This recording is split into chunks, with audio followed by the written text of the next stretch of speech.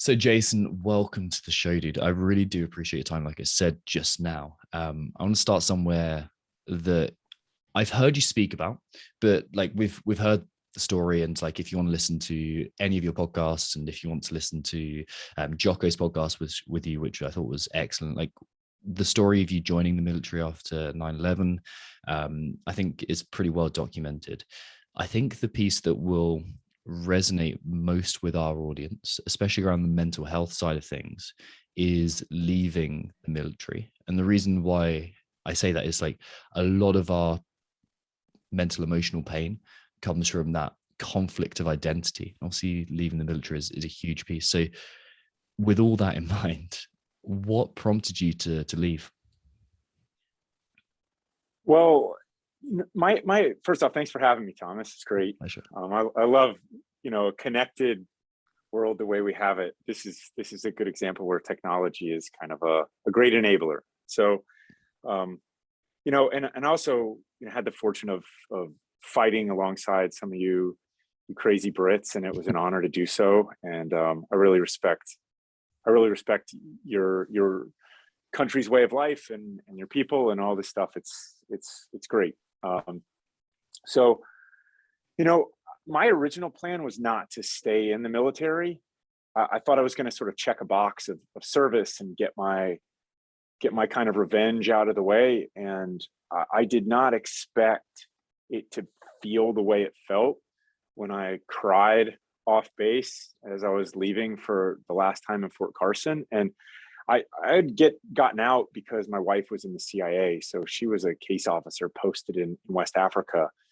And, it's basically impossible. It's hard enough to make a marriage work when you're both in the same organization, let alone different organizations, let alone when you're on different continents, basically all the time. It doesn't work. So, that was kind of part of the plan. And my goal, or I guess my updated plan, was to go back and join kind of the paramilitary side of the CIA. And so I got out and I kind of made my peace with, hey, let's take a little break and focus on us. And then I guess I'll get back in the fight. And life had a little bit of a different, life threw me a little curveball at that point. And welcome to that transition life. So the only personal experience I have this is leaving the reservists, so Royal Marines Reserves, and that was my experience. And at that point, yeah, it's your life and you're kind of processing everything through that lens, but it's not 100% of your life. Whereas when you're in the military, it's 80%, 90% of your life, and the rest of it's for afters. What's that process like of kind of giving up on a lot of certainty and predictability in your life? Yeah, I mean, the certainty and the predictability was not what I missed, although at a really deep-seated level, I mean, I think we all need some structure in our lives. I mean, this idea that, even the crazy artists, you can't sustain a life of that if you're just, like waiting for inspiration to strike. Like, you've got to build something around that. And we crave that kind of structure. It was more just the identity and the support that entailed, just the guy to my left and the guy to my right. And, it's not like I went all over anywhere talking about, oh, I'm in the Army this or the Army that, but you wake up every day and you feel fulfilled. You know that you're serving a worthwhile mission and you believe in it. And that's a really good feeling. And we don't do that for ourselves enough, these kind of check-ins, right? Where we say, okay, so I'm really fulfilled in what I'm doing right now and why. And so, it's always easy in hindsight. And when it's gone, you know that it's gone. You have to kind of, you turn into kind of a mortician, and you're examining the dead bodies in your past, so to say, of, and in this case, they were really happy, like those experiences. And it's really simple on some level. It's just basic human nature. Like, this idea that we're going to live in the metaverse and be happy doing that is a dystopian nightmare. And the Army, what is really good about that is that you're in it together, and not just Army as a whole, and not just, you know, the flag, which I'm very proud to be American, and I'm very proud to have worn that flag in service to my country. But that's not, you don't wake up every day and that just fills you up. It's about what you do with the people around you. And so that very practically and tactically is pulled away. And so that structure is gone, and you have to kind of create a different structure. And I mean, the Army does provide a lot of structure. I mean, it's exactly where you're going to go. I mean, there's chow halls, there's housing allowances, there's all sorts of, this is when you can take leave. And a part of that is, I just wanted to rebel completely against it, just in my very essence of my being. At the same time, it's worth it, right? It was worth it. So it's like, you know, this just basic human conflict stuff going on in Yeah, and in what it life. gives you as well is this kind of almost like a template of how to structure thoughts and processes. Like, for better or for worse, there's this element of, okay, these are, I don't know whether it's similar as a Green Beret, but these are our core ethos. This is what we follow. This is the kind of mentality that we display, and through training, through exercises, through deployment, those are refined and instilled into you, and you have this very Live simple, the life. yeah, exactly. Like it's the exact example of stop wasting time about arguing what a good man should be and be one, and you Marcus just do it. Aurelius. Good. Yeah, exactly. So you have this template for, like, this is who I am. How do you deal with that when you get out? How do you kind of go, okay, I'm kind of free to become who I want to be and live this? How do you start again from scratch almost? Well, it's hard. That's how you do it. I mean, but ultimately, you know, for me, it's kind of the first off is a false joy. This false joy of, I don't have to wake up at 5 a.m. to go do PT and ruck and run and do push-ups. I don't have to do all these things, right? I mean, it's a false freedom in essence. I mean, you are free. You're also free to be completely miserable. And so, you know, that's, you got to kind of experience it, right? And then the hope is that spurs some sort of change. You need to lead an examined life, if you will. And, you know, there's been a lot that's been published, or that buddies of mine have shared with me, about how the transition is hard. And I always caution people that it very much is. And so it just kind of, I don't care who you are, it's going to be hard. Such a big seismic change in your life. And so for me, it was about shifting the mindset back from, oh, I don't have to do anything, to, well, what was good about this? What was good about these things? And how do I get back on that, even though it might not be wearing an Army uniform anymore? And so for me, it was, you know, I needed to go back to school, right? American taxpayer pays for something called the post 9/11 GI Bill. So they send you back to school for free. And I did that eventually. Took a little bit of time. I got a dog. Dogs are critical, right? Because so central to mental health. Like, they're so underrated. I mean, dogs are, if you go back historically, I mean, part of the reason why Homo sapiens and hunter-gatherers survived was because we domesticated wolves and turned them into dogs, right? I mean, early warning, not to mention, you know, companionship and all of that, but it's just one of those things where our fates are tied together. And you can argue that, but you're wrong. Said with love, right? I mean, that's just kind of how we've, you know, it wasn't kitty cats, you know, it was dogs. And so that was really important to me. And to take it up a slightly different notch, it's sort of, I believe in the power of community. And so a community of two is still a community, and you plus one, you plus your dog. I've been in that community before, and it was a lot better than being just me. Yeah. And so that was really important. And that was the second thing. And then the third is just work really hard. We have this idea about, I was this and I was that. Mm-hmm. And that's a really dangerous game to play. You know, I did all these things, and that became almost a source of great frustration because my life was not what it once was, and it took on less importance, and I felt like I didn't have mission and task and purpose and all these things. And so it becomes a defeatist attitude, and it's like a cancer inside of your head, and it just, your body takes over, you know.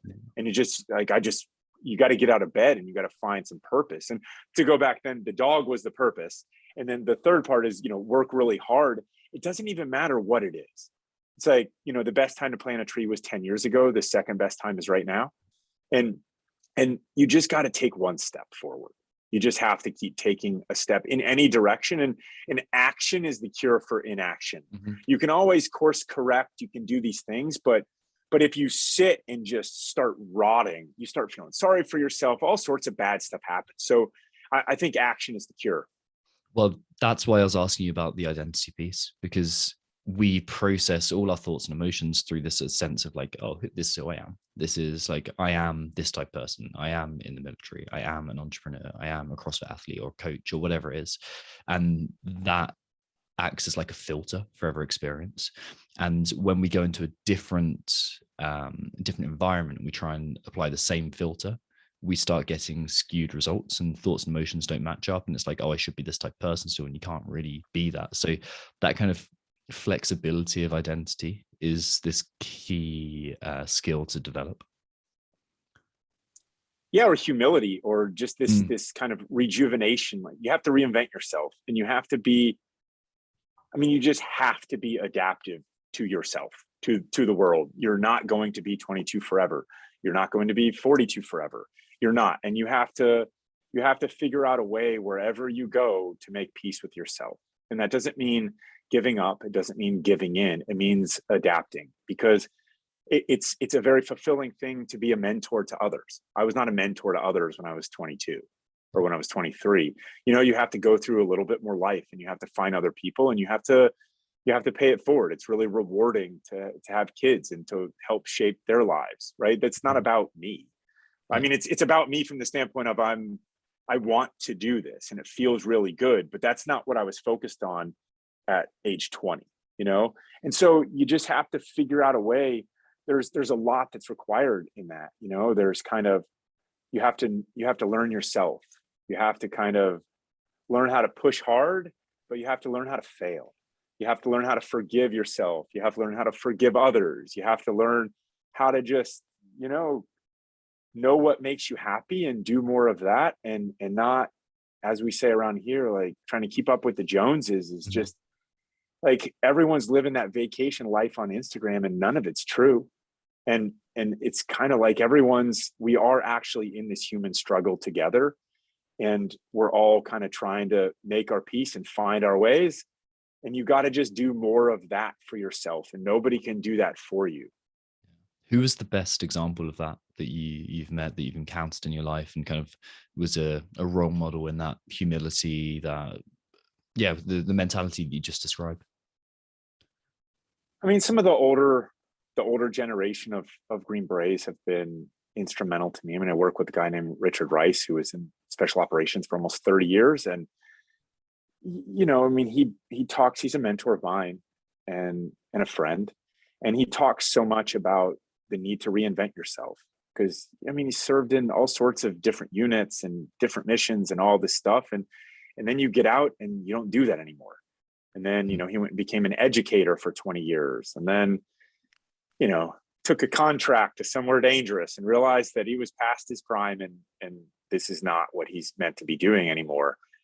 And then, now he works full-time at GORUCK and helps share a lot of those kind of that way of life. And so, but really what it boils down to is people that are comfortable in their own skin have earned the ability to be that. It's not, I don't care who you are. Money is oftentimes negatively or inversely correlated with this, because it'll buy all sorts of things that you don't have to then discover for yourself. And I really value people that have done things to know what they like in the world, to know what makes them happy, and that do more of that. Like those souls that are at ease like that are very inspirational.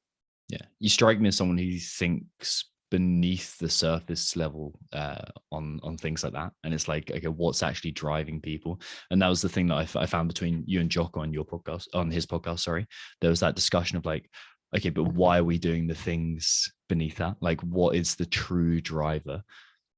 Have you had time to think about like, what are your true drivers? Like, what are the things that you are personally motivated by or driven towards? Because I'm guessing it's not fame, notoriety. I'm guessing it's not, although that might be part of it. I don't think it is. There's probably deeper drivers.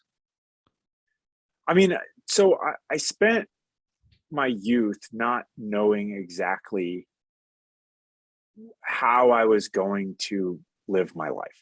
I didn't really have, it was realized we're all kind of, nobody's a self-made person. Mm-hmm. Everybody is subjected to the influence of the day. And this was the 80s is when I grew up, which, Wall Street was big and business and all of this stuff, Reagan and Thatcher and all of that. And it was, for some reason, fighting in the Cold War didn't really, like, it just wasn't in my family's DNA, it just wasn't part of that. And I thought I was going to be a business guy and solve problems and whatever. I just had no idea what that meant. I was still sort of searching for who I could be. And, I found team sports very rewarding. I was never going to be a pro athlete. And so 9/11 provided that absolute clarity for me. And, tragedy, it's always odd to say that I'm fortunate at a deep level that 9/11 came around. I wish nobody died. I wish it didn't happen. But you can't, dealing hypotheticals is a complete and utter waste of time, really, right? Except in philosophical debates in our own heads. And it did happen. And the reaction was that I wanted to serve my country. And it all of a sudden was very clear that I wanted to be, like, dots started to connect. I wanted to be part of something bigger than myself, just like team sports growing up. But how do you take that feeling? And it can adapt. You have to kind of reinvent how you can adapt that feeling. And I think it goes back to human nature ultimately. But, and as I got out of the Army, and it was a big challenge. I mean, I had some years to process through that at a very difficult time in my life.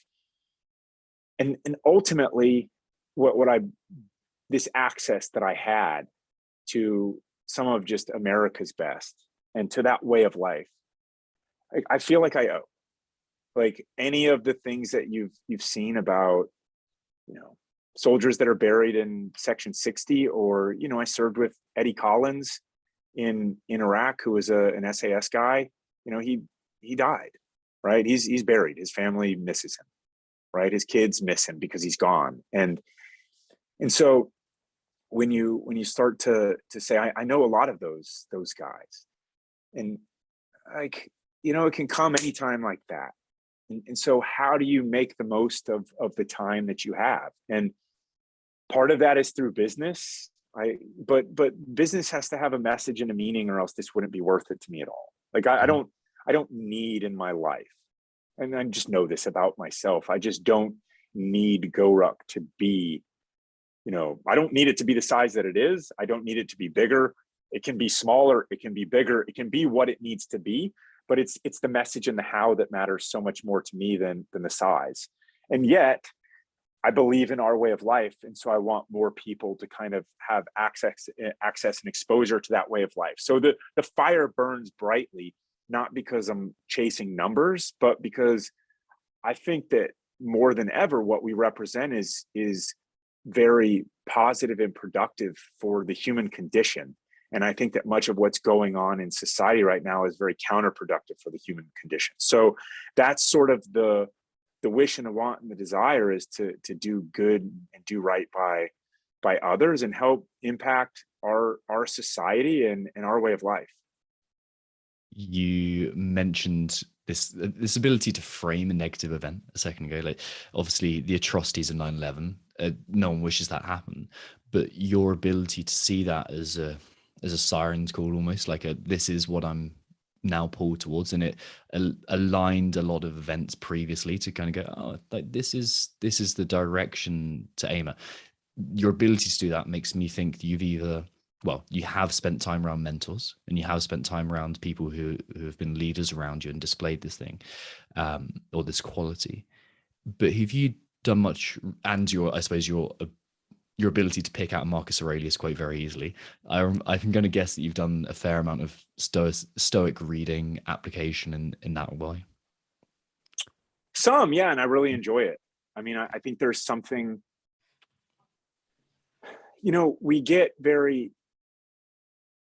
fixated on the cultural things in our own lives. In America, Western medicine is a good example, right? Like if you go in to go see someone about, I've got a runny nose, I got a cold, you're going to leave with medicine. You're going to leave with all sorts of, like it's just, where there's a nail, there's going to be a hammer, right?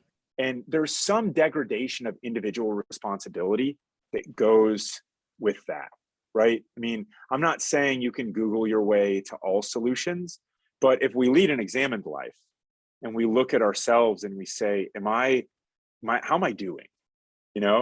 And how is my health? And how is my, there's just so many other ways to approach, how we solve problems, and other mindsets and other ways of life that have been around for, forever almost. I mean, we have a lot to learn from that. And so it's like, just focusing on the rise of the individual with all of its own glory, which is in a lot of ways what has occurred in our lifetimes. I mean, nobody ever used to travel. Nobody ever used to do these things. It wasn't economically viable. People didn't value it. They valued, time at home and time in their communities. And part of it is economics, and economics dictate what we're able to do. And now it's just anyone can do anything, and it's all about them. And I think that we've walked that forward just a little bit too far. And I think that we need to kind of remind people, like Sebastian Junger did in Tribe, when his, anti-war father told him, you don't owe your country nothing, right? Like you need to serve something. And it's not just for your country, it's for you.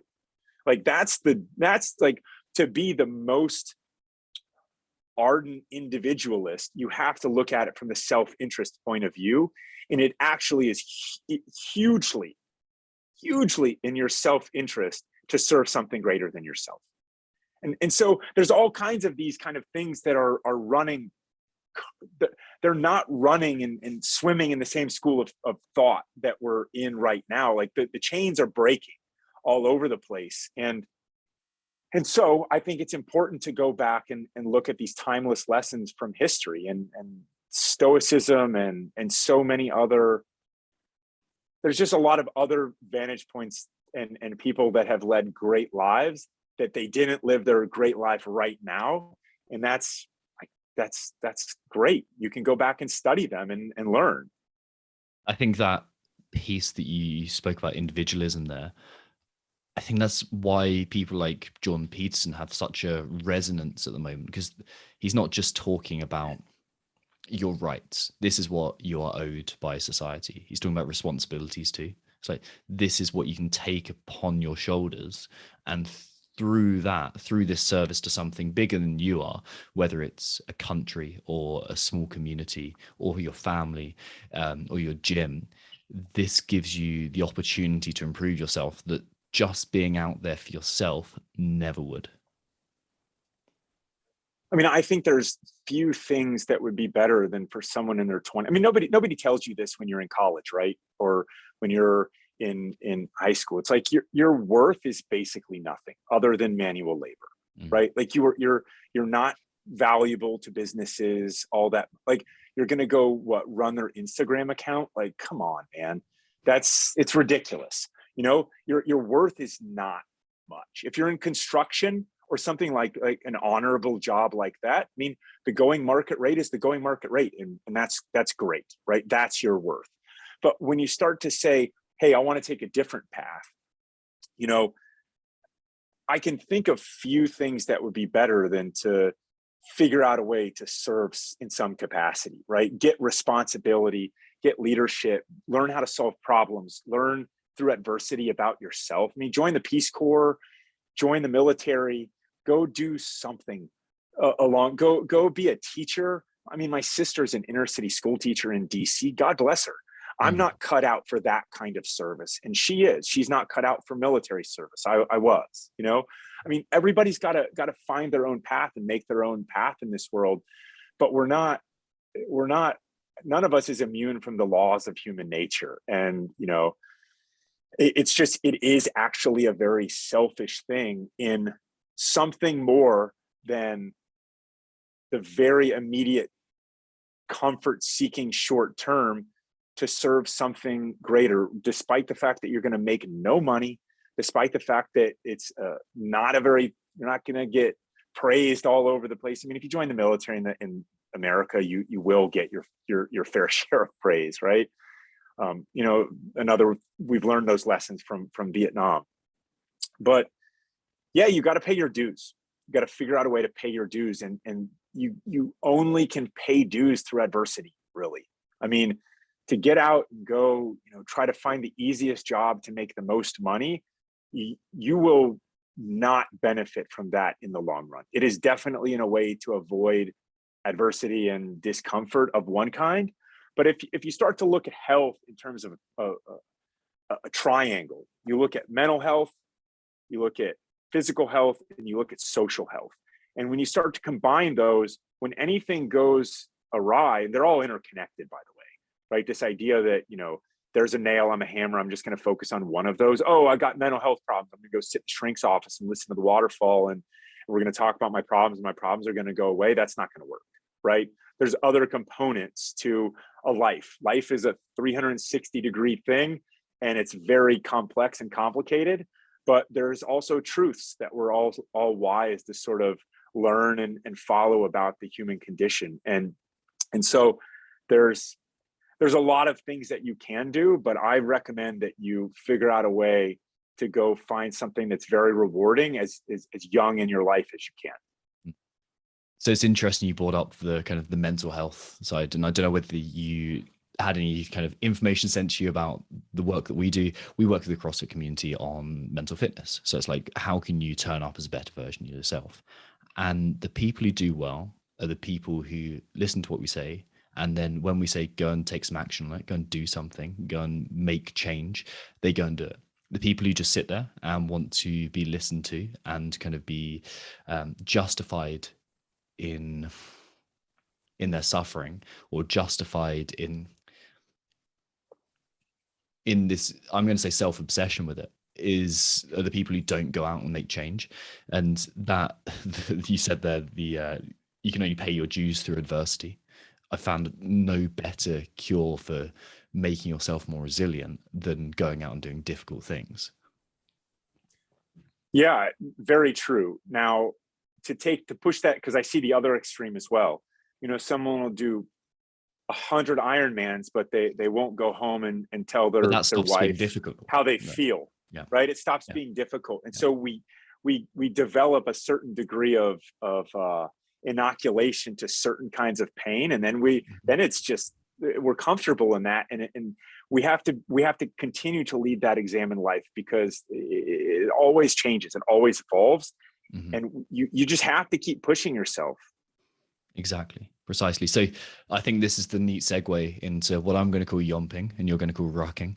That ability to take some heavy load on your shoulders and carry it a long way. Why is that so soul crushingly good? I mean, to go back to the earliest days of who we are as Homo sapiens, I mean, you had to move and carry weight. I mean, if you go read Born to Run and stuff, that's fantastic, right? It's sort of this idea that humans would go on these long distance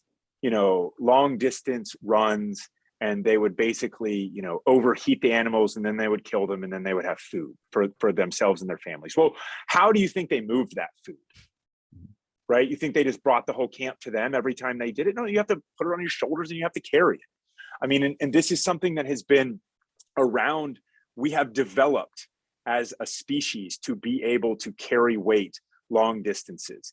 And as that has progressed, I mean, it's just something that we're really good at.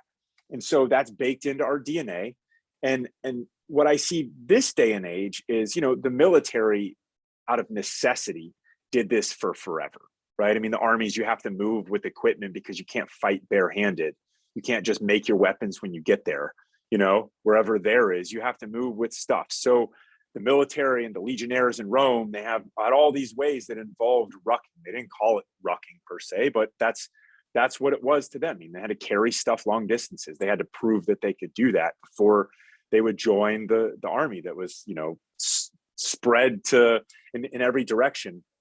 And, until very recently, it just kind of hasn't been a fitness thing until really we started talking about it. And this was not a goal per se when I started GORUCK. It just came naturally to me. I mean, rucking is literally the foundation of special forces training. You put a rucksack on your back and you're doing land nav iterations for, weeks and months and years. And then the reason why, and part of that, that came from SAS selection, which came to Delta Force selection, which came to, I mean, these things, they're not done just for shits and giggles. They're done because it works. It's a great way to test a person. And it's something that we're all capable of doing. And so that just came naturally to me because that's how I was in the fitness world inside of the Army. That was the foundation. And then you're building strength on top of that. But you always have to be able to move with weight because ammunition weighs a bunch, water weighs a bunch, your weapons weigh, and you have to be able to move that. And so, in terms of how to get that out to more people, it doesn't always have to be like it is in the military. Lots of stuff comes from the military, and there's great lessons to be had because the human condition is actually not that different. Guess what people in the military and people outside of the military have in common? We're all human. And so, this idea of put 20 pounds, 30 pounds, 45 pounds on your back. Probably not 130, 140 pounds. No, I mean, like max out at 1/3 of your body weight. And like, you don't need to do more than that really, unless you're getting really advanced for specific purposes. And you can go faster, you can go slower, you can do all sorts of different things. And in this day and age, what I find even more interesting is that this view of exercise and fitness and health is becoming very scheduled. Like we're children and our moms have play dates for us. Like your calendar is just getting blocked up with all these things. And we're kind of losing this interconnective tissue of how about I park farther away in the parking lot and walk a little bit longer instead of just circling the parking lot for 45 minutes to find the closer spot. How about what if in this day and age, when I can take Zoom calls or meetings, how about if I strap a rucksack on my back and I go for a walk then? I mean, Steve Jobs famously promoted walking meetings. Philosophers, the Philosophen Weg in Germany is a huge thing. I mean, these philosophers, there's nothing a walk can't cure, right? I mean, you can get more fitness out of putting a little bit more weight on your back if you want to do that. It's very heart friendly. It's low risk of injury. I mean, the load impact on your body is fractional to what running is. And it's off-putting mostly because it's so simple, right? I mean, people are chasing magical silver bullets to the problems. And so I'm for strength training in my driveway for 30 or 45 minutes. I'm for going to the CrossFit box and pushing your body. I'm for, biking to work instead of just riding your car every day. I'm for people being more active, more action in this world, less just like, if we just were more active and stop just sitting around describing and resharing the problems of the world, and we just got more active in our own damn lives, I think we'd all be a lot happier and not to mention healthier. And so it's like, how do you speak to people and say, you can incorporate this into your life and you can make it as hard as you want to be, and there's no downside to this? And that's really what this is about. Yeah, I think the piece on how, I suppose, simple rucking or yomping is compared to how effective it is, but also it's uncontrolled. and suddenly fitness has become unsanitized. Now, it's become sanitized, and that was the initial draw of things like CrossFit, and that's the kind of the feeling that we get when civvies, especially, look to the military and think, okay, I want that to feel uncomfortable. I want it to feel there's this pull towards discomfort, but this is, we live in a very comfortable, easy, simple world. So I think sticking some weight on your back and walking. Right. How's that working out for us? Yeah. How is that comfort? Like, loneliness is up, depression is up, anxiety is up, heart disease is up, obesity is up, suicide is up. Like, at some point, it's the answers are literally killing us. Well, I'm sure you've come across one by one. Mihai Csikszentmihalyi's pronunciation, probably wrong, his work on flow. And have you seen the relation between, there's three things: physical pressures that can trigger flow heavily, rotation, which explains why we do skiing and things like that ability to carve, being weightless, so being in the air, and then being weighted. And that being weighted has that ability to trigger flow states. And if I want to come up with some good ideas for how to promote the podcast or Mindset Rx or the business or anything, first thing I do is, when I haven't got a torn meniscus, the first thing I do is go and stick some weight on my back and walk around. And that, maybe it's being outside, maybe it's having the weight on my back, maybe it's just raising my heartbeat a bit and getting in a different environment. That is often enough to put me in that flow state to come up with ideas. And there's so many benefits that come across with being uncomfortable in general too. Yeah, I mean, I just find that I sleep better. Sleep's one of those things that, it's not just about, buying the whatever and taking the pills before bedtime and all this stuff. I mean, there's a lot of people going to sell you a lot of stuff in this world, right? I mean, and the basics are, if you're exhausted, you're going to sleep well. We know this. We know this to be true, right? I mean, who's going to disagree with the basics here? And the more that you're able to move, yeah, I agree with you. I think better. I process things differently. I'm about 4 miles from my house to my work, and my routine is I end up rucking to work most mornings with my dog, and then I usually hitchhike a ride home from someone at work or whatever. And when I don't, over a period of time, I can actually notice a difference. And so it's like the only use, really, really productive use for me on technology is I track my steps just in life, right? And what I find is that if my steps dip too low, then all of a sudden other things stop feeling as good, right? I don't sleep as well. And it's just a daisy chain, man. We know the basics, we know what they are. We just need to do them. You need to find the motivation in this comfortable ass life to go do the basics. And if you don't, you're going to create a completely different kind of discomfort, which is not the discomfort that you want. It's chronic discomfort as opposed to acute. It's like it's discomfort that makes everything else more difficult, as opposed to discomfort that makes everything easier. Yeah, I mean, look, in a lot of the third world or developing nations or whatever, I mean, people are on their feet their whole lives. They're just moving around. You go to Southeast Asia, they're sitting down in the squat position on the sidewalks there just to talk to each other. Well, guess what doesn't happen over there, right? Old people don't fall. They don't become immobile. They don't start walking like penguins. They don't do these kinds of things. Like, God bless my grandparents, but that's all they did. They sat down once they retired. Their goal as a generation was to just take it easy. And God bless them, they had earned that right. But that comes with different costs.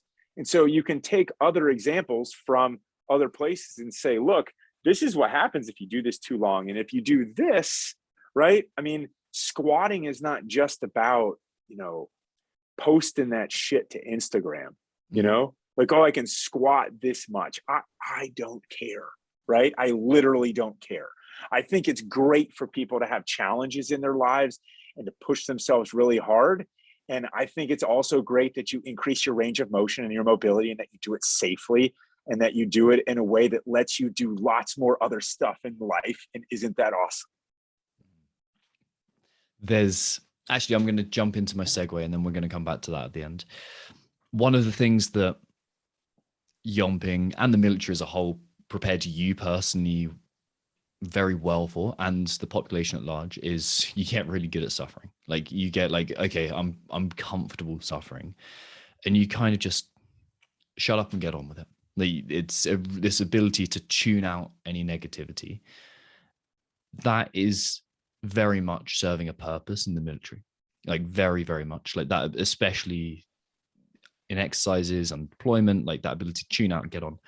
That obviously becomes a problem when we come back to civil life, or we come back to, I suppose, day-to-day existence that isn't in that environment. And I suppose this is where your involvement with the movement behind the Chad workout comes in. And I suppose the biggest reason I wanted to get you on this show is to promote that. So how do you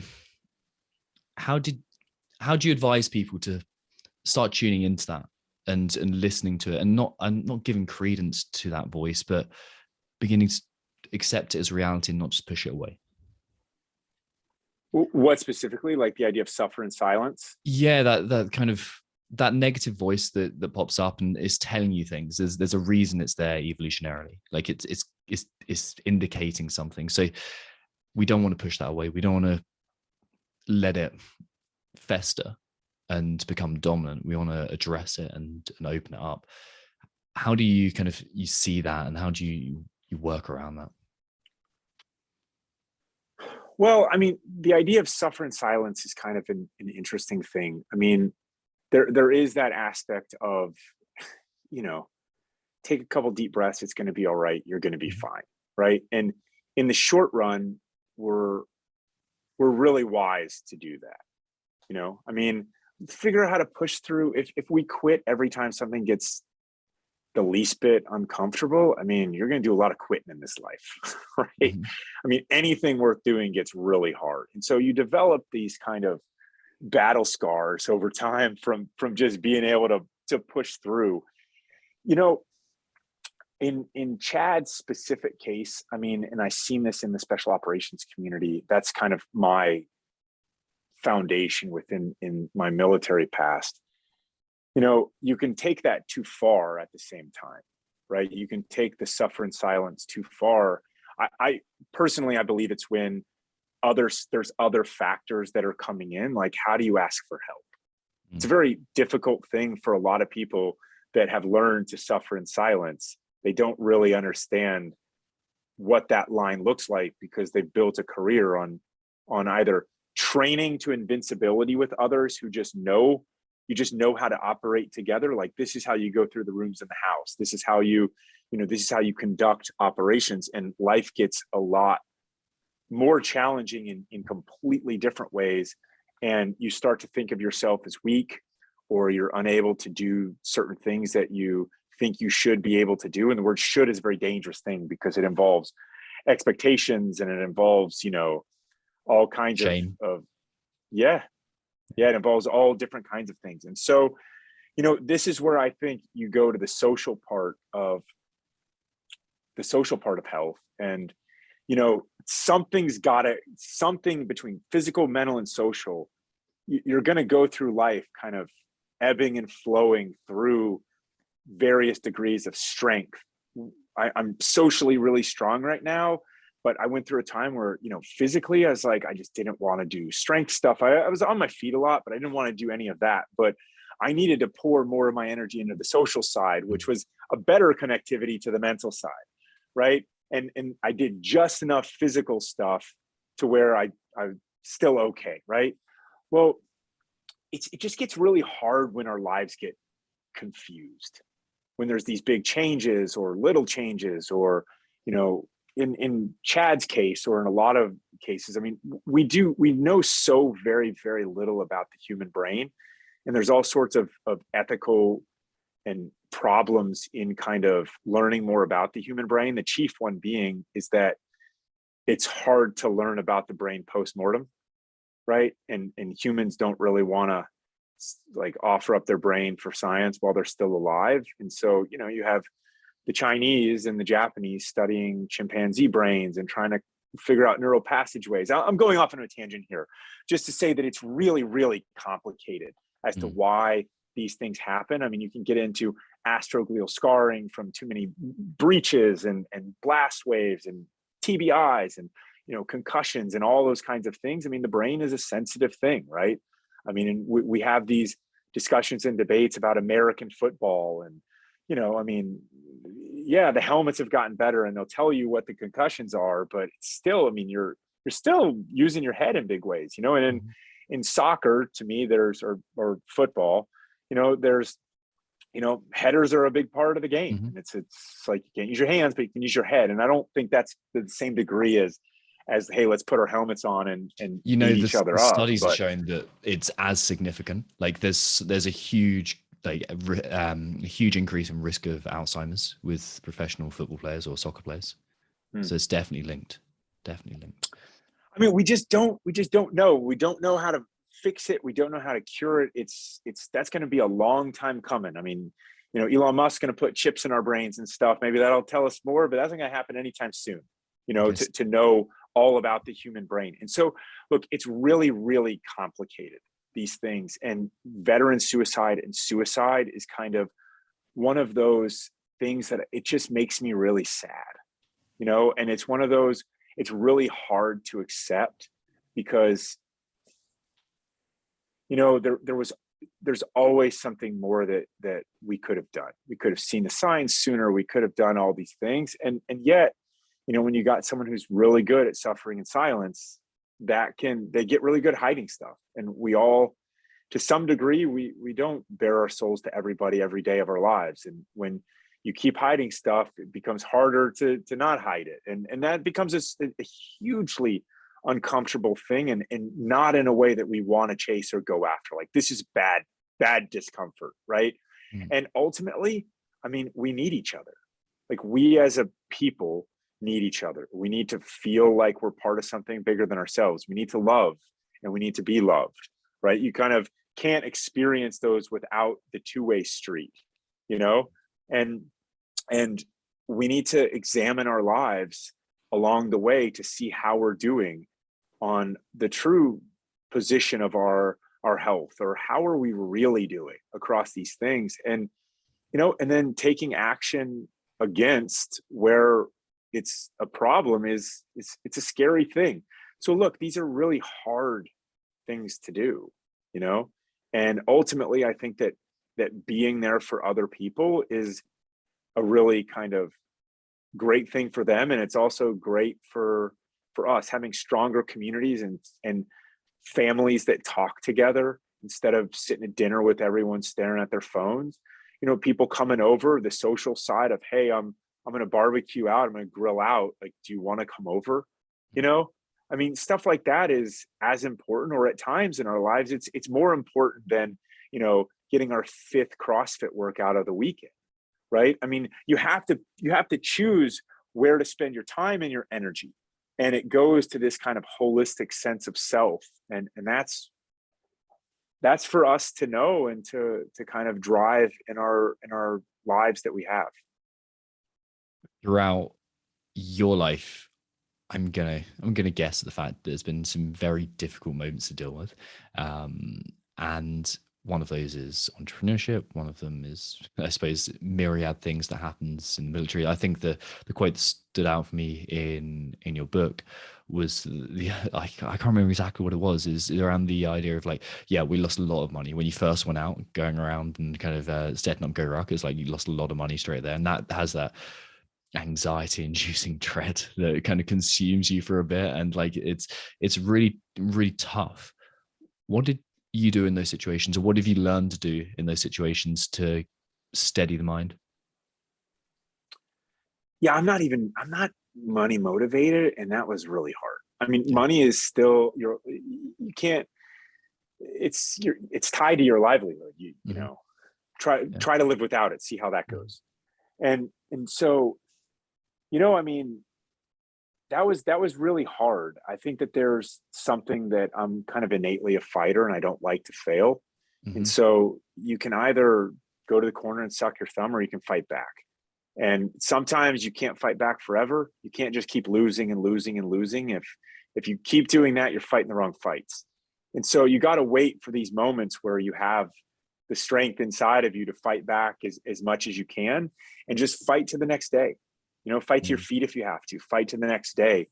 And that was just something that I just didn't really want to fail again at that point. I kind of made up my mind, like I've had enough failing recently. And so it was just a series of pivots. And in the immediate short term, I mean, it's just hustle, man. I mean, we had no money. So I called everybody I ever knew my whole life. I was like, here's a code for 50% off. Will you please buy a rucksack? That's very humiliating, by the way. I mean, doing that from the back of a parked car in a parking lot in Cleveland, Ohio sucks, and you have to get over that pride. You have to ask for help. And that's what help looked like to me at that time. And it was tied to, will you buy this? I poured my heart and soul into the design and the build and the manufacturing, and this isn't going well. And you start with your family and your friends because they know you and they want you to be happy and successful. And what I've found is that people that do ask for help, I mean, that's a really great way to get it. And I think all of us are eager to help our friends. We probably don't call our friends enough and ask. Yeah. That community piece seems huge for you. And it must be one of the reasons why you got involved in, I suppose, this entire movement that's generated around Chad. What drew you to that initially? Like, I could make loads of assumptions, but it wouldn't be the same as hearing it from you. What drew you to be involved? At a tactical level, like we had a partnership with the Navy SEAL Foundation, and our point of contact there was knew Chad's story well. Sarah Wilkinson had been his CrossFit level 1 coach. And, he works at the SEAL Foundation. He knew Chad's story. And, it goes back to what we said earlier. Like, I feel like I have a platform in my little corner of the universe to fight for the causes I believe in. And, I lost my best friend in the Army to suicide while we were in the Army. I mean, this is a grave that I have buried deep within my mind as well. And it's time to do something with that will benefit others. And so when you have someone like Sarah who's willing to share her story and put it out there, and to share Chad's story and to put it out there, she needs help, right? She needs help in telling that story, because it's really hard and scary to do by yourself. And so, she became friends with my wife and friends with us. And, it's been very rewarding to kind of be able to support her in that journey. And ultimately, it allows us to give back to a cause that we care deeply about, and something that we really want to prevent. How did this year go with Chad? I mean, we saw a lot of growth over last year, and, just getting the message out. And we got a lot more, partners and friends that want to be a part of it, because what we've found is that almost everybody has been affected by suicide. Yeah. And so, so we're taking the super long-term approach on this and saying, okay, if someone does it this year, they're going to want to do it next year as well. I mean, look, the workout sucks. It's single movement mindfuck, right? You're on a box. You're doing it for somewhere between 45 minutes and an hour and 15. If it's longer than that, I'd say, choose your weight or your step up height a little bit differently, unless you're a masochist in your own way, right? but ultimately, it's one workout. You're going to be okay. You can do this. You've been, those with injuries aside, you've been walking your entire life, right? Put a little weight on, take some steps, and remember why you're doing it. It's completely doable. Your body has been conditioned for this. It's not technical, and so it's on our calendar every year. And that's kind of what we're finding with others, is the cause is a great one. It's, you do Murph Memorial Day, you do Chad at Veterans Day. That's how, or Armistice Day, or, how, wherever we call this around the world. And that's how it's going to go. And every year we're just stacking bricks and friends and partners. And we just want it to really kind of take on a life of its own almost. Yeah. So we're obviously well in advance of next year's. So we might need a way to register interest and keep updated and that kind of thing. What's the best way people could support or get involved for next year, pre-register, that kind of thing? Yeah, I guess we probably owe an email sign up. I mean, you can obviously follow everything on social media, and that's great and all. But ultimately, it's, I think we're at the stage now where what we're looking for is leaders. And when you get across the pond, or down under, or whatever, it's people that'll organize their communities. And we need to do a better job about that in 2022, because it is, all of the patches that we use to raise the funds, and the t-shirts and stuff, it's all kind of US based. So the more that we're able to, say, go to a place like Beaver Fit and in the UK, and partner with those kinds of places that can help get the message out in a local way, is great. I mean, in the absence of that, though, it's go right now and put it on your calendar, November 11th, thereabouts, 2022, right? Chad 1000X on your Google Calendar. And as that approaches, back into how you're going to do it and who you're going to do it with. Yeah. So next year, when that opportunity to have a wider reach around the world comes up, I'm definitely involved, and our whole businesses as well.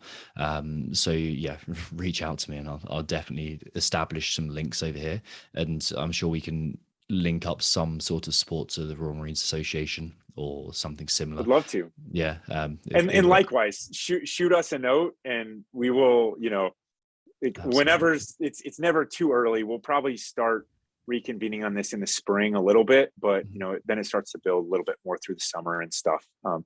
But that would be great. I mean, there's when you're kind of cut from the same cloth, like the Brits and the Americans are, and you fight beside each other for the last 2 decades. Guess what happened? You got a lot of the same issues, and so you got a lot of people with the same sort of regrets and wishes and wants. And time machines aren't a thing, but I wish they were. Yeah, absolutely, dude. Jason, where can people find out more about yourself? Where can people get involved in GORUCK? Tell us where to go. Well, I think the best thing you can do is put some weight on your back and go for a walk. I don't care as much about social media stuff, right? We're on all that stuff. It's at GORUCK for everything. And I'm Jason J. McCarthy. But really, I mean, we just want to pay it forward. We want people to be out and be active and go find a friend and go outside. I think you guys are real big on there's no such thing as bad weather, just improper clothing or something. Like, put your best rain jackets on. You guys do it great. Go out, ruck a mile or two sometime with a buddy, and then go find a nice warm pub and have a couple cold ones, or however you like them, and just live that life. It's a great life to live, and keep being active and pushing around the fringes. I think that's a great place to end up.